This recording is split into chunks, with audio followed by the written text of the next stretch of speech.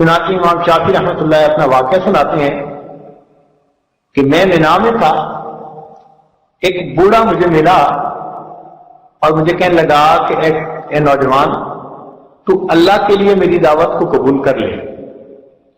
فرماتے ہیں میں نے بے تکلف اسے کہا کہ ہاں میں نے دعوت قبول کر لی۔ یہ سنتے ہی اس نے اپنی گٹھڑی کھولی اور جو اس کے اندر خشک روٹی تھی اور جو کچھ تھا اس نے دسترخوان پر بچھا دیا اور مجھے کہنے لگا اچھا کھاؤ۔ فرماتے ہیں میں نے بے تکلف کھانا شروع کر دیا۔ اس نے تھوڑی دیر مجھے کھاتے دیکھا تو مجھے کہنے لگا کہ نوجوان تو مجھے قریشی نظر آتا ہے۔ میں نے کہا ہاں ہوں تو صحیح، مگر آپ کو پتہ کیسے چلا؟ وہ کہنے لگا اس لیے کہ قریشی لوگ دعوت قبول کرنے میں بھی بے تکلف ہوتے ہیں اور کھانے پینے میں بھی بے تکلف ہوتے ہیں۔ کہنے لگے کہ میں نے اس سے پوچھنا شروع کیا کہ آپ کہاں سے آئے؟ اس نے کہا کہ مدینہ طیبہ سے۔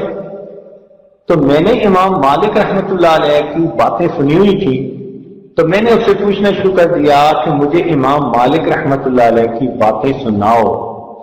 اس نے بتایا کہ وہ مسجد نبوی میں درس حدیث دیتے ہیں اور پڑھاتے ہیں اور وہ تو امام دار الہجرہ ہیں، بڑی باتیں کہیں۔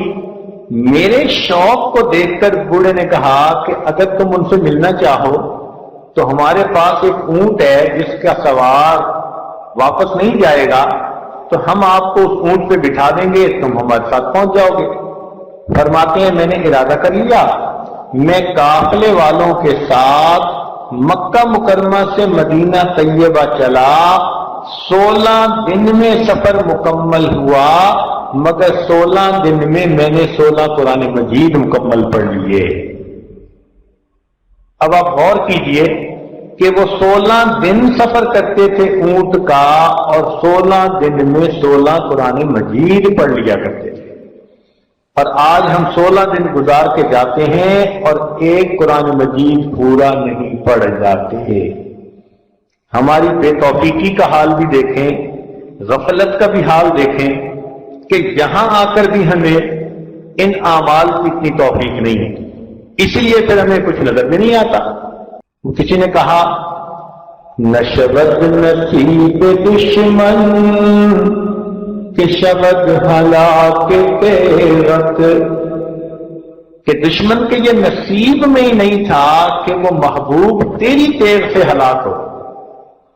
نشبت نصیب دشمن کہ شبد ہلاک تیرت، سر دوستاں سلامت کہ تو خنجر آزمائی، دوستوں کے سر سلامت رہیں کہ ان پہ تو خنجر کو آزماتا ہے۔ یعنی اللہ تعالیٰ مجاہدے بھی اپنے پیاروں پہ بھیجتا ہے۔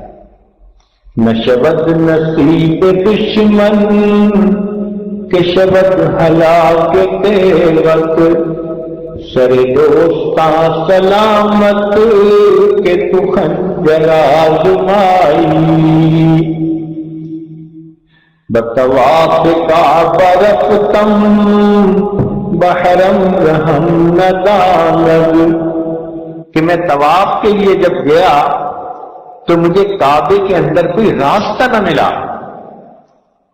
جب مجھے کعبے کا راستہ ہی نہ دکھایا گیا تو ایک آواز آئی کہ درون کے کار کر دی کہ درون خانہ آئی، آنے والے مسافر تم باہر کیا کرتوت کرتے پھرے ہو، اب میرے ساتھ میرے گھر میں آنا چاہتے ہو۔ تو ہم بھی تو سوچیں نا کہ ہم باہر کیسی زندگی گزار کے آئے جو اب اللہ کے گھر میں آ کے اللہ کی خاص تجلیات کے دیکھنے کے حقدار بن جاتے ہیں۔ کاش اس دل کو ہم نے سنوارا ہوتا، اس کو غیر سے خالی کر لیا ہوتا، اس کو اجلا بنا لیا ہوتا، تو جب یہاں آتے تو پھر آ کر ہمیں اللہ رب العزت کی تجلیات کا دیدار نصیب ہو جاتا۔ ہمارے اکابر اس کے لیے محنتیں کرتے تھے۔ آنکھ والا تیرے جلووں کا تماشا دیکھے، دیدہ کور کو کیا آئے نظر کیا دیکھے۔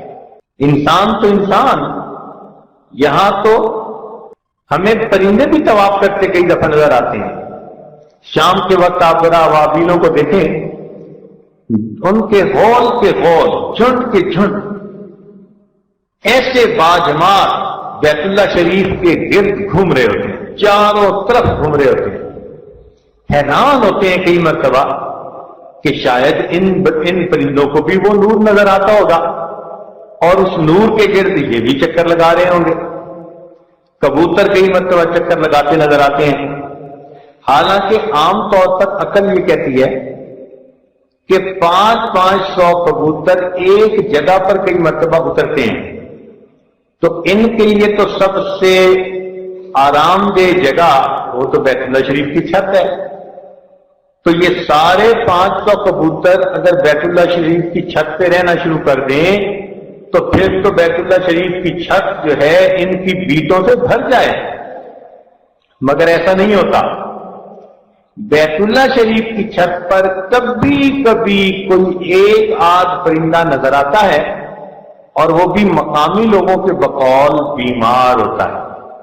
جیسے بیمار آدمی نہانے کے لیے واش روم میں چلا جاتا ہے، پانی کی شاور لے لیتا ہے، یوں لگتا ہے کہ جیسے یہ پرندے بیمار ہوتے ہیں تو یہ بھی نور کی شاور لینے بیت اللہ کی چھت پہ جا کے بیٹھ جاتے ہیں، صحت یاب ہو جاتے ہیں، پھر ان کا چکر لگانا شروع کر دیتے ہیں۔